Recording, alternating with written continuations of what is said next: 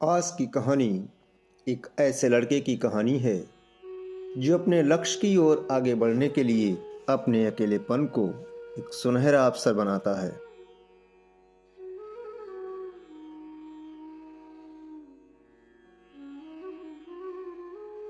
एक समय की बात है, एक छोटे से गांव में एक लड़का रहता था। वो बहुत सपने देखता था।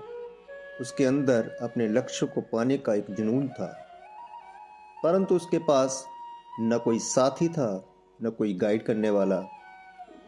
उसके परिवार में भी उसके सपनों को समझने वाला कोई नहीं था। इसलिए उसे लगता था कि वह अकेलेपन की जंजीरों में कैद है और उसके सपने अधूरे ही रहेंगे। फिर भी उसने निरंतर मेहनत की और अपने आत्मविश्वास की आवाज़ को बुलंद किया। उसकी इच्छा शक्ति और संघर्ष ने उसे सही दिशा में आगे बढ़ने की शक्ति दी। एक दिन उसे अपने गांव के बाहर एक पुस्तकालय का पता चला। वो आश्चर्यचकित हुआ, क्योंकि उसे पहले कभी ऐसी जगह नजर नहीं आई थी। धीरे धीरे उसने पुस्तकालय के दरवाजे पर कदम रखा। वहां जाकर उसने देखा कि लोग पुस्तकों के बीच खोए रहते हैं।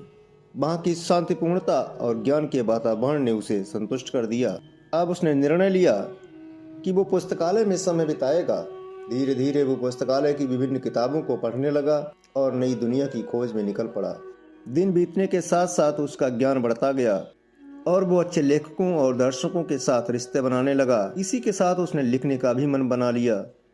उसने कई लेख लिखे, जिसमें से उसका एक लेख प्रकाशित हुआ और उसे अपने लेखकीय कौशल को दुनिया के सामने प्रदर्शित करने का अवसर मिला।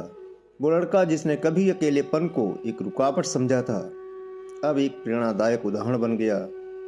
लोग उसे मान्यता देने लगे और वो लड़का अपने लक्ष्यों की ओर अग्रसर होने में सफल हुआ।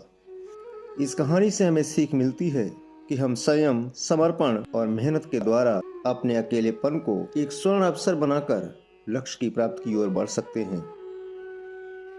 कहानी पढ़ने के लिए आपका बहुत बहुत धन्यवाद।